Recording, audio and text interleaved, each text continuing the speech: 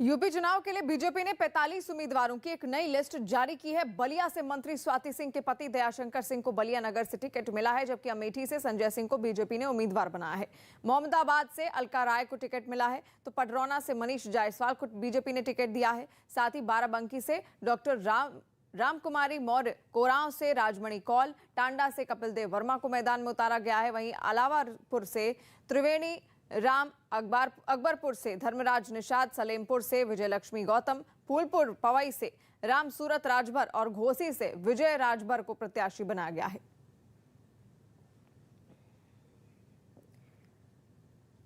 और अमरोहा में गृह मंत्री अमित शाह ने अखिलेश यादव पर जमकर निशाना साधा। अमित शाह ने कहा कि यूपी में एक खेमा जातिवाद की राजनीति कर रहा है, जबकि दूसरा खेमा दंगा कराने वालों का है। अमित शाह ने कहा कि बीजेपी सरकार में ही आजम खान और मुख्तार अंसारी जैसे लोग जेल में बंद रहेंगे। आज मुझे बताओ, ये आजम खान कहाँ है? अरे जोर से बोलो, सुनाई नहीं पड़ता। कहाँ है? अतीक अहमद कहाँ है? मुख्तार अंसारी कहाँ है? अगर भारतीय जनता पार्टी की सरकार न होती तो ये जेल में होते क्या? दोनों ओर दो खेमे लगे हैं। एक खेमे में जात पात की बात करने वाले हैं, एक खेमे में दंगा कराने वाले हैं, एक खेमे में माफियाओं के राज को संरक्षण देने वाले हैं, और दूसरा खेमा है जो केवल और केवल विकास करता है, उत्तर प्रदेश को आगे बढ़ाता है। योगी आदित्यनाथ ने अलीगढ़ में महिला सुरक्षा का मुद्दा भी उठाया। उन्होंने कहा कि सब जानते हैं कि बीजेपी सरकार में अगर बहन बेटियों के साथ खिलवाड़ हुई तो दुर्योधन और दुशासन वाला हाल हो जाएगा। हमारी सरकार के समय, भारतीय जनता पार्टी की डबल इंजन की सरकार के समय प्रदेश में दंगे नहीं होते, प्रदेश में अराजकता नहीं हो सकती, प्रदेश में गुंडागर्दी नहीं हो सकती, बहन और बेटियों की सुरक्षा के साथ कोई खिलवाड़ नहीं कर सकता, क्योंकि सबको मालूम है अगर दंगा करेंगे, कहीं बेटियों की सुरक्षा के साथ खिलवाड़ करेंगे तो फिर दुर्योधन और दुशासन जैसे हाल हो जाएंगे। इसलिए कोई हिम्मत ही नहीं कर सकता। ये दंगा फसाद उपद्रव ये तो समाजवादी पार्टी को विरासत में मिला था और वहां पर यही काम होता था। और केंद्रीय मंत्री स्मृति ईरानी ने बागपत में अखिलेश यादव पर वार किया। उन्होंने कहा कि एसपी राज में महिलाएं सुरक्षित नहीं थी। स्मृति ईरानी ने कहा कि बीजेपी की सरकार में महिलाएं पूरी तरह सुरक्षित हैं। स्मृति ने लोगों से बीजेपी के पक्ष में वोट की अपील की। बात इज्जत की, चाहे वो शौचालय निर्माण में इज्जत घर हो या फिर योगी सरकार में बहन बेटियों की इज्जत का संरक्षण। भारतीय जनता पार्टी ने एक तरफ विकास को उत्तर प्रदेश में परिभाषित किया है, लेकिन दूसरी ओर महिलाओं की दृष्टि से महिलाओं के संरक्षण में एक अहम भूमिका निभाई। इसलिए आज मेरे लिए गर्व का और हर्ष का विषय है कि हमारे प्रत्याशियों के लिए भारी संख्या में महिलाएं, समाज से विशिष्ट और वरिष्ठ जन, परिवार सहित नागरिक हमें अपना सहयोग और आशीर्वाद देने आए। बागपत की पश्चिम उत्तर प्रदेश और मुख्यतः उत्तर प्रदेश की बहनें सपा का खूनी राज नहीं वापस चाहती। उत्तर प्रदेश की बहनें सपा द्वारा प्रेरित गुंडागर्दी नहीं चाहती। उत्तर प्रदेश की बहनें सपा के मंचलों का राज नहीं चाहती। और राजनाथ सिंह ने महोबा में समाजवादी पार्टी पर जमकर हमला बोला। उन्होंने कहा कि एसपी की सरकार में गुंडे माफिया के हौसले बुलंद थे, लेकिन अब हालात पूरी तरह बदल गए हैं। माफियाओं के द्वारा अवैध तरीके से जो संपत्ति अर्जित की गई है, आलीशान बिल्डिंग्स बनी हुई हैं, उन पर बुलडोजर यदि चलाया जा रहा है तो जो वहां पर धरती खाली हो रही है वहां पर पूंजीपतियों का आलीशान महल नहीं बन रहा है, बल्कि गरीबों के रहने के लिए घर बना है। यह है सर, जब होगा कानून का शासन, जब होगा कानून का शासन, तब विकास करेगा योगासन। अखिलेश यादव ने बीजेपी पर हमला बोला। अखिलेश ने कहा कि बीजेपी की सरकार में यूपी में विकास नहीं हुआ। उन्होंने कहा कि महंगाई लगातार बढ़ रही है और किसानों को खाद नहीं मिल रही है। ये जो नौजवान का दुख है, ये सच में ईमानदारी से दुखी है ये।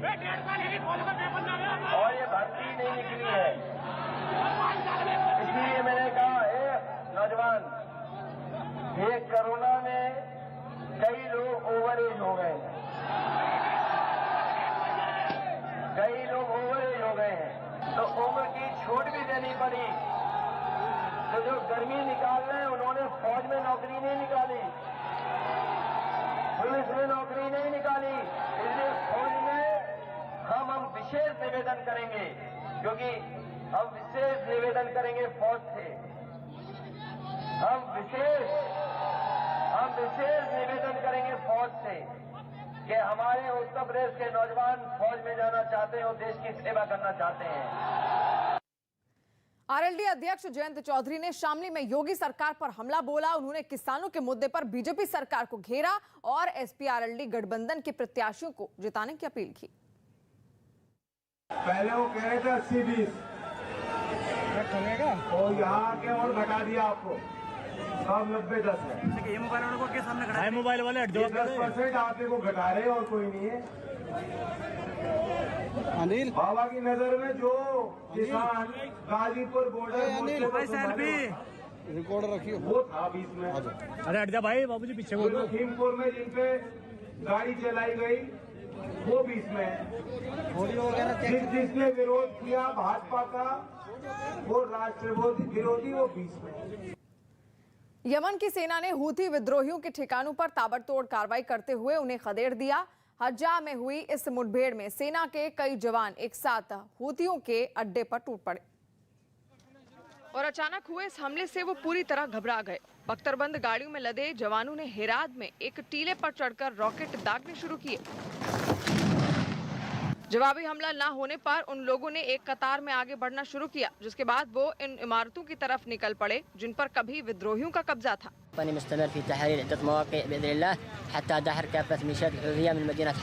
कुछ ही देर में उन लोगों ने उस पूरे इलाके पर काबू कर लिया। हालांकि उसके बाद भी वहां जाने वाले रास्तों पर सेना की कई गाड़ियां दिखाई थी, जिनमें जवान पूरी मुस्तैदी के साथ डटे नजर आए। और उत्तर प्रदेश के चुनावी रण में प्रधानमंत्री मोदी आज बिजनौर में रैली करेंगे। पीएम मोदी आज सुबह 11:30 बजे बिजनौर में रैली को संबोधित करेंगे और इस रैली में बिजनौर, मुरादाबाद और अमरोहा के 18 विधानसभा क्षेत्र कवर होंगे। चुनाव आयोग के नए दिशा निर्देश के अनुसार करीब 75 जगहों पर लगभग 1 लाख लोग रैली में जुड़ेंगे। वहीं रैली में वर्चुअल तरीके से भी 10 लाख लोगों को जोड़ा जाएगा।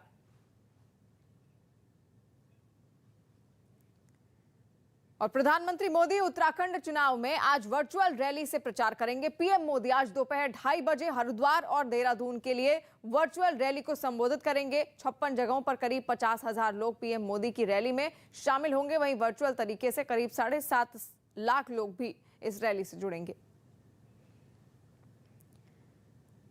और बिहार के भागलपुर से एक हैरान करने वाली तस्वीर सामने आई। वहां पर शराब पीने के आरोप में पकड़े गए एक कैदी ने पुलिस के सामने ही खैनी खाना शुरू कर दिया, जिसका वीडियो सोशल मीडिया पर वायरल हो गया। पुलिस की गिरफ्त में हथकड़ी पहने इस कैदी ने अपने थैले से खैनी निकाली और उसके सामने ही उसे खाने लगा। सिर्फ इतना ही नहीं, उसने जेल से निकलते ही शराब पीने का दावा भी किया। पीले जब जेल काटेंगे तो उससे बढ़िया है कि पिए के जेल काटेंगे। बताया गया कि पुलिस ने उसे शराब पीने के आरोप में ही गिरफ्तार किया था, जिसे वो अपने खिलाफ साजिश बताकर खुद के बेकसूर होने की बात कहता दिखा। यूपी चुनाव में योगी आदित्यनाथ आज प्रचार के लिए ताबड़तोड़ रैलियां करेंगे। योगी आदित्यनाथ बिजनौर, बढ़ाना, खतौली और मेरठ में प्रचार की कमान संभालेंगे। योगी बिजनौर में सुबह 11 बजे जनसभा को संबोधित करेंगे, जबकि दोपहर 1 बजे योगी की मुजफ्फरनगर की बुढ़ाना विधानसभा में एक जनसभा होनी है। दोपहर 2 बजे योगी आदित्यनाथ मुजफ्फरनगर की खतौली विधानसभा में, जबकि दोपहर 3 बजे मेरठ में भी एक रैली को संबोधित करेंगे। और राजस्थान में प्रदेश बीजेपी अध्यक्ष सतीश पूनिया के विवादास्पद बयान पर बवाल मच गया। कोटा से जयपुर जाते समय नेशनल हाईवे पर कांग्रेस कार्यकर्ताओं ने पूनिया के खिलाफ नारेबाजी की और काले झंडे दिखाए। बीजेपी ने आरोप लगाया कि बूंदी में सतीश पूनिया की कार पर कांग्रेस कार्यकर्ताओं ने हमला किया। बीजेपी ने पथराव का भी आरोप लगाया। कोटा में आईजी दफ्तर के बाहर बीजेपी कार्यकर्ताओं ने विरोध प्रदर्शन किया, जिसके बाद पुलिस ने 2 कांग्रेस कार्यकर्ताओं के खिलाफ केस दर्ज कर लिया है। बीजेपी कार्यकर्ताओं ने पूनिया के समर्थन में उनके जयपुर आवास पर नारेबाजी की। पूनिया ने कोटा में बीजेपी और कांग्रेस की तुलना करते हुए विवादास्पद बयान दिया था, जिसके बाद सियासी घमासान बढ़ गया। बीजेपी ने इस मामले में मुख्यमंत्री अशोक गहलोत से हस्तक्षेप की अपील करते हुए पूनिया को सुरक्षा मुहैया करवाने की मांग की। सियासी घमासान के बीच मुख्यमंत्री अशोक गहलोत ने कांग्रेस विधायक दल की रविवार रात होने वाली बैठक स्थगित कर दी और पार्टी के प्रदेश अध्यक्ष गोविंद सिंह डोटासरा को बुलाकर घटना की जानकारी दी। और राजस्थान में विपक्ष के नेता गुलाब चंद कटारिया ने मामले को सड़क से सदन तक उठाने की बात कही। भारतीय जनता पार्टी के प्रदेश अध्यक्ष डॉक्टर सतीश पूनिया जी पर जो बूंदी जिले में हमला हुआ है उसकी घोर निंदा करता हूं और मुख्यमंत्री से आग्रह करता हूं कि हर व्यक्ति को अपना विरोध दर्ज कराने का अधिकार है, पर मैं सोचता हूं कि कानून को अपने हाथ में लेकर के इस प्रकार का हमला करना किसी भी दृष्टि से न्यायोचित नहीं है। भारतीय जनता पार्टी के प्रदेश अध्यक्ष डॉक्टर सतीश पूनिया जी अपने कोटा प्रवास के दौरान जब वापस जयपुर लौट रहे थे तो तालेड़ा के पास के अंदर कांग्रेस कार्यकर्ता जो 250-300 संख्या के अंदर थे, उनके द्वारा उनकी गाड़ी को रोके जाना और उस गाड़ी के ऊपर पथराव करना, अभद्र भाषा का प्रयोग करना और शांति धारीवाल जिंदाबाद के नारे लगाना, इस घटना की भारतीय जनता पार्टी निंदा करती है और लोकतंत्र में इस तरीके के करती है कि कोई स्थान नहीं है। लेकिन आज प्रदेश के हालात जो बने हुए हैं, कानून व्यवस्था के अंदर, ये राजस्थान के अंदर एक जंगल राज की स्थापना हो चुकी है, कानून का राज है ही नहीं। और इस घटना के उपरांत राजस्थान की सरकार को तत्काल कार्रवाई करते हुए दोषी व्यक्तियों के खिलाफ कार्रवाई भी करनी चाहिए। और यूरोप के देश एस्टोनिया में रूस की सीमा से महज 100 किलोमीटर दूर नाटो के सदस्य देशों की सेनाओं ने सैन्य अभ्यास किया, जिसमें तकरीबन 1300 सैनिक जंग की आशंका के बीच तापा में बर्फ से पटे जंगल में हथियारों के साथ उतरे और घुटनों तक बर्फ से गुजरते हुए वो लोग जंगल के बीचों बीच पहुंचे। इसके बाद एक पेड़ के नीचे से जवान ने फायरिंग शुरू की। बताया गया कि इस सैन्य अभ्यास में ब्रिटेन, फ्रांस और एस्टोनिया की सेनाओं ने हिस्सा लिया। उन्होंने बर्फबारी के बीच अपने सैनिकों के साथ टैंक, तोप और तकनीकी तैयारियों को भी परखा। Cold sets in, life does begin to get a lot more difficult. इस दौरान उन्हें खून जमा देने वाली सर्दी के बीच रहने और खाने पीने की भी तैयारी कराई गई, ताकि जरूरत पड़ने पर उन्हें इसका फायदा मिल सके।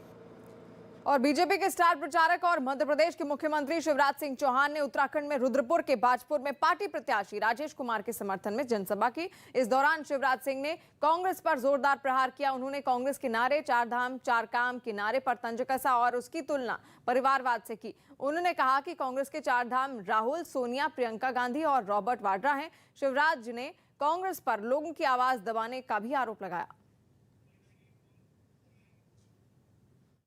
कांग्रेस का कबाड़ा करने के लिए तो राहुल गांधी ही काफी है। हमारे लिए 4 धाम, बाबा केदारनाथ, बद्रीनाथ, गंगोत्री, जमुनोत्री, लेकिन कांग्रेस के 4 धाम हैं श्रीमती सोनिया गांधी, श्री राहुल गांधी, श्रीमती प्रियंका गांधी और रॉबर्ट वडेरा। हम नहीं कह रहे, उनके पूर्व मुख्यमंत्री कह रहे मगरमच्छ आ गए कांग्रेस में, मगरमच्छ। अब ये मगरमच्छ तो जनता को खा जाएंगे। आज कांग्रेस 4 धाम 4 काम की बात कर रही है। हरियाणा के यमुनानगर में 4 बदमाशों ने पिस्तौल के दम पर एक होटल से हजारों रुपए लूट लिए। होटल के मैनेजर ने आरोप लगाया कि बदमाश होटल में कमरा लेने की बात कहते हुए अंदर आए थे और फिर उसे धमकाने लगे। उनकी यह हरकत वहां लगे एक सीसीटीवी कैमरे में रिकॉर्ड हो गई, जिसमें चारों बदमाश मैनेजर से बात करते हुए दिखाई दिए। जैसे ही उसने बदमाशों से आईडी प्रूफ मांगा, उनमें एक ने मैनेजर के सिर पर पिस्तौल तान दी। इसके बाद 2 लोगों ने आगे बढ़कर वहां मौजूद सारे पैसे लूटे और फरार हो गए। 24,800 रुपए और 2 मोबाइल गन पॉइंट पे लूट की उन्होंने। लूटपाट की इस वारदात की खबर लगते ही पुलिस ने एफआईआर दर्ज कर ली। साथ ही सीसीटीवी फुटेज के आधार पर आरोपियों की तलाश शुरू कर दी। चरणजीत सिंह चन्नी पंजाब में कांग्रेस के सीएम उम्मीदवार होंगे। लुधियाना में कांग्रेस नेता राहुल गांधी ने रैली के दौरान चरणजीत सिंह चन्नी के नाम का ऐलान किया। राहुल गांधी ने रैली को संबोधित करते हुए कहा कि वो चाहते हैं कि पंजाब का मुख्यमंत्री गरीब बैकग्राउंड का हो। पंजाब को देश की ढाल बताते हुए उन्होंने कहा कि सीएम चेहरे पर फैसला आसान नहीं था, क्योंकि नवजोत सिंह सिद्धू, चरणजीत सिंह चन्नी और सुनील जाखड़ सभी अलग अलग जगह से आते हैं। सीएम कैंडिडेट घोषित किए जाने के बाद चरणजीत सिंह चन्नी भावुक हो गए। चरणजीत सिंह चन्नी का हाथ नवजोत सिद्धू ने ऊपर उठाया। पंजाब के लोगों ने कहा हमें गरीब घर का चीफ मिनिस्टर चाहिए, हमें वो व्यक्ति चाहिए जो गरीबी को समझे, जो भूख को समझे, जो गरीब व्यक्तियों के दिल में घबराहट होती है वो उसे समझे, क्योंकि पंजाब को उस व्यक्ति की जरूरत है।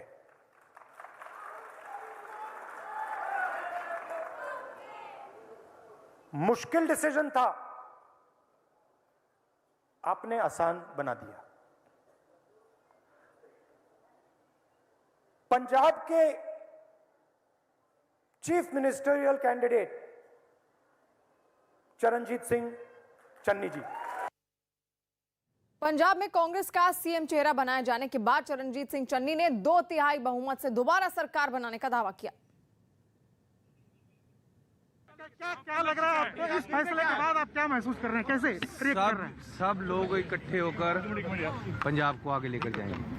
सर ये आपके लिए बड़ी जिम्मेदारी है, अब किसका निर्वहन कर, क्योंकि अब आपको तो नेता चुन दिया गया।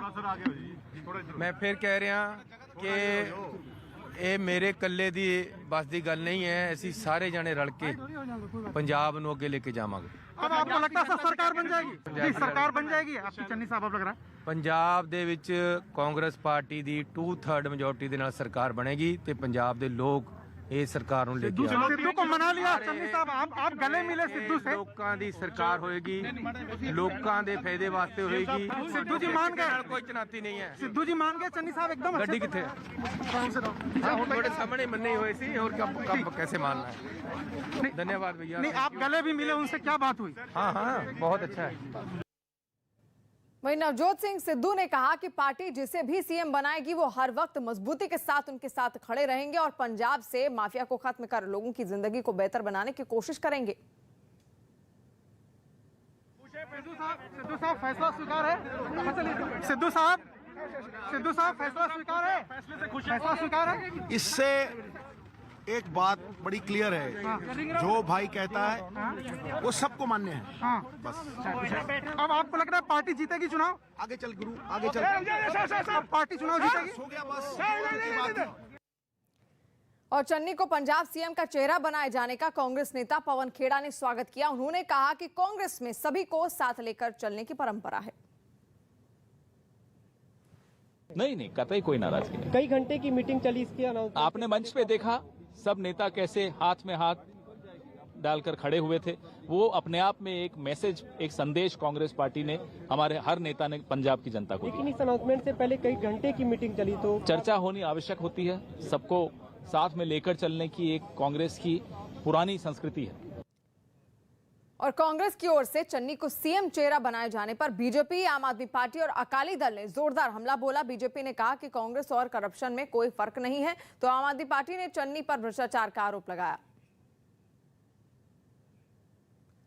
तो तस्वीरें आप देख रहे हैं किस तरीके से मंच पर एक साथ सभी नेता पंजाब कांग्रेस के दिखाई दिए। और इस दौरान आपको बता दें कि चरणजीत सिंह चन्नी को उम्मीदवार बनाया गया है, सीएम चेहरा बनाया गया है पंजाब में। हालांकि इससे पहले जंग काफी लंबी थी पंजाब कांग्रेस की, कई चेहरे इससे पहले थे, लेकिन वोटिंग जब हुई तो चरणजीत सिंह चन्नी को उम्मीदवार बनाया गया। ईडी ने छापा मारिया, उन्होंने भाणजे साली का बेटा 10 करोड़ रुपया कैश मिलिया ते नाल 56 करोड़ की बेनामी जायदाद, बड़ी बड़िया गड्डियां जी दिखाई नहीं सी। ते चन्नी साहब ने खुद आप कहा कि मैथों गलती हो गई, मैथों मेरे रिश्तेदारों ते नज़र नहीं रखी गई। ਜਿਹੜਾ 4 ਰਿਸ਼ਤੇਦਾਰਾਂ ਤੇ ਨਜ਼ਰ ਨਹੀਂ ਰੱਖ ਸਕਦਾ, ਪੰਜਾਬ ਤੇ ਨਜ਼ਰ ਕਿਵੇਂ ਰੱਖੂਗਾ? ਪੂਰੇ ਪੰਜਾਬ 'ਚ ਬੜੀ ਚੜ੍ਹਦੀ ਕਲਾ ਸ਼੍ਰੋਮਣੀ ਅਕਾਲੀ ਦਲ ਦੀ, ਲੋਕੀ ਜਨਤਾ ਨੇ ਮਨ ਬਣਾ ਲਿਆ। ਮੈਨੂੰ ਲੱਗਦਾ ਹੈ ਇੱਕ ਲੈਂਡਸਲਾਈਡ ਵਿਕਟਰੀ ਸ਼੍ਰੋਮਣੀ ਅਕਾਲੀ ਦਲ ਦੀ ਹੋਣੀ ਹੈ। ਸੈਂਡ ਮਾਫੀਆ ਦੀ ਜਿੱਤ ਹੋ ਗਈ ਹੈ। ਸੋ ਅੱਜ ਚੀਫ ਮਿਨਿਸਟਰ ਦਾ ਕੈਂਡੀਡੇਟ ਇਹਨਾਂ ਦਾ ਸੈਂਡ ਮਾਫੀਆ ਹੈ। कांग्रेस ने आज चरणजीत सिंह चन्नी को मुख्यमंत्री के चेहरे के रूप में ऐलान कर दिया। हालांकि फर्क कोई पड़ता नहीं है, एमएलए नहीं आएंगे कांग्रेस के तो मुख्यमंत्री का चेहरा क्या करेगा। पर अफसोस इस बात का है, कांग्रेस ने आज ये बड़ा स्पष्ट कर दिया देश को, कांग्रेस और करप्शन दोनों में कोई अंतर नहीं है। सबसे बड़ा लैंड और सैंड माफिया चरणजीत सिंह चन्नी, जिसके खुद रिश्तेदार के घर से 10 करोड़ रुपया नकद मिला और कहने गरीब मुख्यमंत्री है, जिसके खातों में 50 करोड़ रुपए पड़ा है, कहते हैं गरीब मंत्री है, गरीब मुख्यमंत्री है। पर आज नवजोत सिंह सिद्धू जो रोज कहा करते ना, ठोको ताली, ठोको ताली, ठोक दी ताली। राहुल गांधी ने ठोक दी ताली। राहुल गांधी जी किस प्रदेश में किसको मुख्यमंत्री का कैंडिडेट डिक्लेयर करें, ये उनका आंतरिक मामला है। और सोचने की बात तो ये है कि इसका मतलब कि सिद्धू की पतंग तो कट गई। अब देखते हैं कि उसको कौन लूटता है। चरणजीत सिंह चन्नी के परिवार ने उन्हें पंजाब में सीएम का चेहरा बनाए जाने पर खुशी जाहिर की। चरणजीत सिंह चन्नी की पत्नी ने कहा कि आज पूरा चमकौर साहिब सीएम बना है। उन्होंने कहा कि 10 मार्च को लोगों का प्यार सभी को दिखाई देगा। पंजाब में चुनाव होना बाकी है, लेकिन चमकौर साहिब में ऐसा लग रहा है कि पहले ही सूबे को नया मुख्यमंत्री दोबारा मिल गया है चरणजीत सिंह चन्नी के तौर पे। कांग्रेस ने अपना सीएम उम्मीदवार उन्हें बनाया है। सिद्धू पर भारी पड़े हैं चरणजीत सिंह चन्नी। कमलजीत कौर हैं चरणजीत सिंह चन्नी की पत्नी हमारे साथ और उनका परिवार हमारे साथ है। क्या आपको उम्मीद थी कि नवजोत सिंह सिद्धू पे भारी पड़ेंगे? नहीं, हमें तो कोई, हम जैसे राहुल जी ने बताया कि हमने लोगों की आवाज़ सुनी, लोगों से हमने पूछा भी क्या है, और जैसे सारे डीटू से पूछ के उनको बताया, उन पे विश्वास किया, लोगों का प्यार ही हमें यहाँ तक लेके आया और ऐसे ही उनका प्यार बना रहेगा। हम भी उनके साथ हैं, वो भी हमारे साथ रहेंगे। कमलजीत जी, ये बताइए कि आज ज्यादा खुश हैं आप जब कांग्रेस के सीएम पद के उम्मीदवार बने हैं, या तब खुश थी जब सूबे के मुख्यमंत्री बने थे? माहौल ऐसा लग रहा है कि चुनाव से पहले मुख्यमंत्री था, अब भी माहौल ऐसा ही है। तब भी खुश थी, अब भी खुश हूँ। नवी चन्नी हमारे साथ हैं। आप लगातार लोगों को संबोधित कर रहे थे। ऐसा लग रहा है चमकौर साहिब में कि चुनाव से पहले ही सूबे को नया मुख्यमंत्री मिल गया है, तो क्या चुनाव में जीत होगी? कितना मुश्किल होगा? ये सिर्फ चमकौर साहिब में नहीं है, ये सारे पंजाब में लोगों को ऐसा लग रहा है, ऐसे उत्साह मनाया जा रहा है जैसे मुख्यमंत्री बन गया है। ये लोगों का प्यार था जो, और ये लोग 20 तारीख को इस प्यार को मतदान करेंगे और 10 तारीख को ये प्यार बाहर आएगा। तो आपको लगता है कि नवजोत सिंह सिद्धू, बार बार ये कहा जाता है कि नवजोत सिंह सिद्धू राह आसान नहीं रहने देंगे, तो आपको लगता है कि नवजोत सिंह सिद्धू किसी तरह की परेशानी पैदा नहीं करेंगे आने वाले वक्त में? नहीं, नवजोत सिंह सिद्धू कभी परेशानी पैदा नहीं कर रहे थे, वो साथ ही थे, आज भी वो साथ हैं, आज सारी पार्टी साथ है। नाराज नहीं होंगे आपको उम्मीद है? बिल्कुल। अब पार्टी के साथ हर कोई चलता है। आज आपके सामने उन्होंने कहा है जो राहुल गांधी जी बताएंगे वो सीएम होगा। आज राहुल गांधी जी ने अपना निर्णय ले लिया है। और यूक्रेन में जंग की आशंका के बीच आम लोगों को भी हथियार चलाने की ट्रेनिंग दी गई, जिसके लिए बाकायदा क्विव में एक कैंप भी लगाया गया, जहां सेना की वर्दी में मौजूद लोगों के साथ हथियारों का जखीरा नजर आया। उन्होंने वहां के लोगों को हमले के दौरान तैयार रहने की नसीहत देते हुए सेना की तर्ज पर ड्रिल भी कराई, जिनमें लोगों को बख्तरबंद गाड़ियों के पीछे से फायरिंग करने की ट्रेनिंग दी गई। За себе, бою за сім'ю, хочу навчитися чогось, щоб захищати своїх рідних, захищати Україну. इस दौरान उन लोगों को जंग के हालात में रणनीति बनाने और साथ ही घायल साथियों को सुरक्षित निकालने का तरीका भी सिखाया गया। यूपी के गाजीपुर में 2 लोगों को ड्रग्स के साथ गिरफ्तार किया गया। यूपी के गाजीपुर में पुलिस ने 2 लोगों को ड्रग्स के साथ गिरफ्तार किया। दोनों आरोपियों से ड्रग्स बरामद किए गए हैं और इनमें से एक आरोपी पश्चिम बंगाल से ताल्लुक रखता है। यूपी के सीतापुर में पुलिस ने ड्रग्स तस्करी के आरोप में 2 लोगों को गिरफ्तार किया। इनके पास से 1 करोड़ के ड्रग्स बरामद किए गए। यूपी के गोरखपुर में आग में एक गाड़ी जलकर राख हो गई। हालांकि अच्छी बात यह रही कि समय रहते ड्राइवर और गाड़ी में मौजूद लोगों को निकाल लिया गया, जिससे उनकी जान बच गई। भारत पाकिस्तान की सीमा पर 14 किलो ड्रग्स पकड़े गए, जिनकी कीमत करीब 35 करोड़ रुपए बताई जा रही है। बताया जा रहा है कि ये ड्रग्स राजस्थान के बाड़मेर में एक गांव से बरामद किए गए। और उत्तराखंड में शिवराज सिंह चौहान ने कांग्रेस पर हमला किया। उत्तराखंड के रुद्रपुर में बीजेपी प्रत्याशी के लिए प्रचार करने पहुंचे शिवराज सिंह चौहान ने कांग्रेस पर जोरदार हमला बोला। उन्होंने कांग्रेस के नारे 4 धाम 4 काम पर तंज कसते हुए उसकी तुलना परिवारवाद से की। यूपी के डिप्टी सीएम दिनेश शर्मा ने जेवर में पार्टी प्रत्याशी धीरेन्द्र सिंह के लिए वोट मांगे। इस दौरान दिनेश शर्मा ने जेवर विधानसभा को गोद लेकर उसके विकास का ऐलान भी किया। जेवर विधानसभा को मैं गोद लेकर जा रहा हूं। यूपी के सुल्तानपुर में सड़क हादसे में 3 लोगों की मौत हो गई। बताया जा रहा है कि एक गाड़ी बेकाबू होकर डिवाइडर से टकरा गई थी, जिसके बाद उसमें आग लग गई थी। हरियाणा के यमुनानगर में 4 बदमाशों ने पिस्तौल की नोक पर एक होटल से हजारों रुपए की लूट को अंजाम दिया। बदमाशों ने मैनेजर के सिर पर पिस्तौल तान दी और उसके बाद लूट को अंजाम देकर फरार हो गए। इसमें 24,800 रुपए और 2 मोबाइल गन पॉइंट पे लूट की उन्होंने।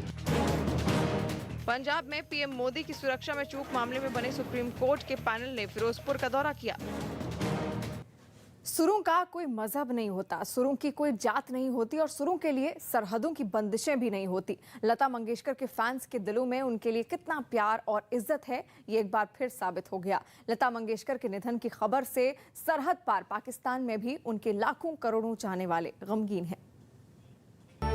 नाम गुम जाएगा, चेहरा ही बदल जाएगा, मेरी आवाज़ ही पहचान है, गर याद रहे। इंडियन सिनेमा की सुरों की मलका लता मंगेशकर अब हमारे दरमियान नहीं रहीं। लता मंगेशकर और मलका तरन्नुम नूरजहां दोनों एक दूसरे से बेहद मोहब्बत करती थी।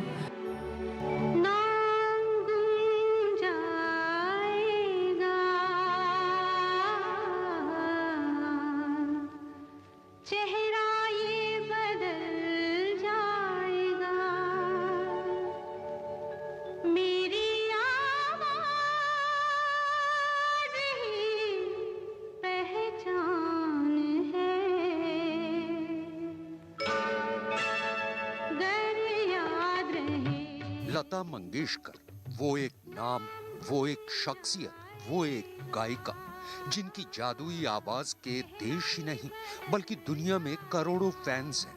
6 फरवरी 2022 की सुबह 8:12 पर लता मंगेशकर ने मुंबई के ब्रीच कैंडी अस्पताल में अंतिम सांस ली। उनके निधन की खबर से देश ही नहीं बल्कि सरहद पार पाकिस्तान में भी उनके लाखों करोड़ों फैंस गमगीन हैं। लता मंगेशकर को याद करते हुए पाकिस्तानी मीडिया ने भी सुर सामग्री कही जाने वाली लता दीदी को भावभीनी श्रद्धांजलि दी। और नाम गुम जाएगा, चेहरा ही बदल जाएगा, मेरी आवाज़ ही पहचान है, गर याद रहे। इंडियन सिनेमा की सुरों की मलका लता मंगेशकर अब हमारे दरमियान नहीं रहीं। वो कोविड-19 के बायस तिबी मसाइल का शिकार थी। भारतीय सदर और वजीर आज़म ने उनके आनजहानी होने पर अफसोस का इजहार किया। भारत में 2 रोज़ा शोक का ऐलान किया गया। भारतीय परचम सरनिगू रहेगा। डॉक्टर्स के मुताबिक लता मंगेशकर के मुतादिद आज़ा काम करना छोड़ गए थे। भारतीय मीडिया के मुताबिक लता मंगेशकर की आखिरी रसूमात आज शाम मुंबई में अदा की जाएंगी। सरकारी एजाज़ के साथ उनका क्रियाक्रम किया जाएगा। लेजेंड गुलकारा के इंतकाल पर भारत ने 2 रोज़ा कौमी शोक का ऐलान किया है। इस दौरान भारतीय परचम सरनिगू रहेगा।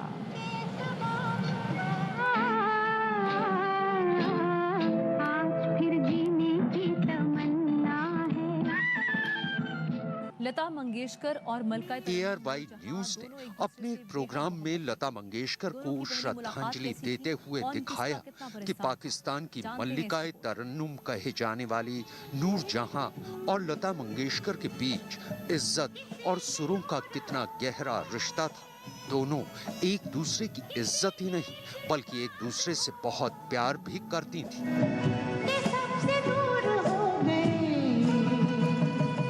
लता मंगेशकर और मलका तरन्नुम नूरजहां दोनों एक दूसरे से बेहद मोहब्बत करती थी। दोनों की पहली मुलाकात कैसी थी, कौन किसका कितना परिस्तार था, जानते हैं इस रिपोर्ट में।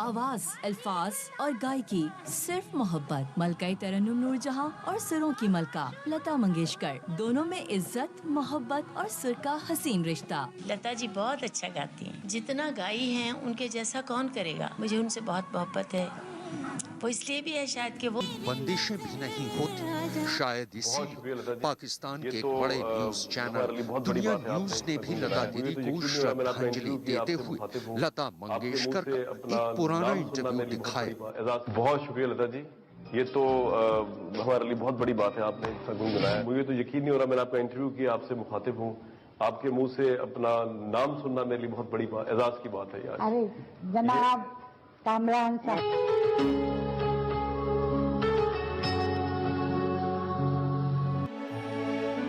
पत्रकार कामरान आज भी उस लम्हे को याद करते हैं जब लता मंगेशकर इंटरव्यू के बाद उन्हें अपने पूजा के कमरे में लेकर गई थी। ये मेरी मदर की तस्वीर है। अच्छा। ये मेरे पिताजी की तस्वीर है। अच्छा। और ये जो आप देख रहे हैं तस्वीर, इस पर ये मंगेश है, उस पर से हम लोग मंगेशकर हैं। अच्छा अच्छा अच्छा अच्छा अच्छा, ये इसमें से मंगेशकर है। ये मंगेश है और वो गांव जो है गोवा में, उसका नाम मांगेरिश है। अच्छा। तो मांगेरिश पर से हमारा नाम है मंगेशकर। अच्छा अच्छा, आपका सरनेम मंगेशकर इस वजह से। मंगेशकर। तो कितनी दिन आप देर आके यहाँ पे करती हैं प्रार्थना पूजा दिन में? एक दो। अच्छा, आप बहुत रिलीजियस हैं। जब भी भजन बहुत दिल से गाती हैं आप। लता मंगेशकर से मिलना जिंदगी का एक मैसूर कुन लम्हा था, एक तारीख थी, एक शहर था जो जारी और सारी रहा जब तक कि हमने उससे रुखसत न लिया।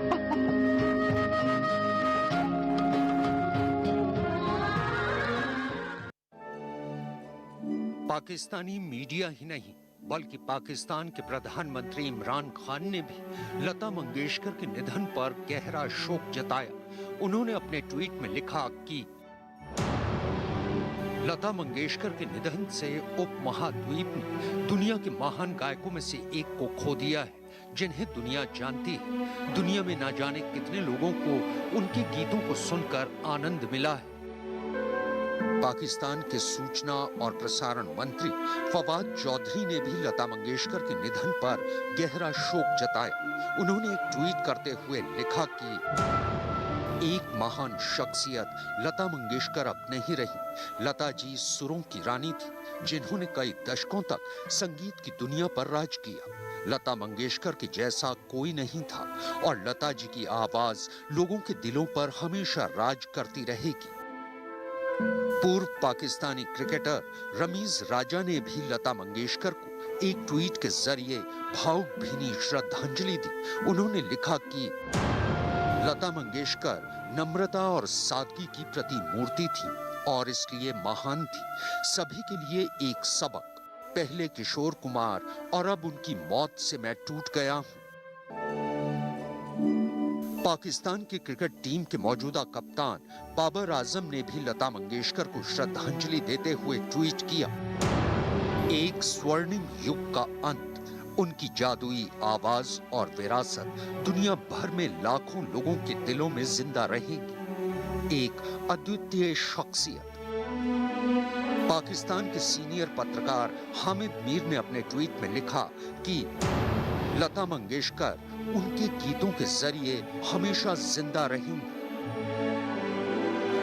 दीपक बगैर कैसे परवान जल रहे हैं। यकीनन लता मंगेशकर एक बेमिसाल गायिका थी। करीब 60 साल तक उनकी आवाज का जादू लोगों के सर चढ़कर बोला। यही वजह है कि उनके निधन पर पूरी दुनिया में उनके फैन गमगीन हैं। भले ही लता मंगेशकर आज हमारे बीच नहीं है, लेकिन उनकी याद, उनकी आवाज की शक्ल में सदियों तक दुनिया भर में उनके फैंस के चेहरों पर मुस्कुराहट बिखेरती रहेगी।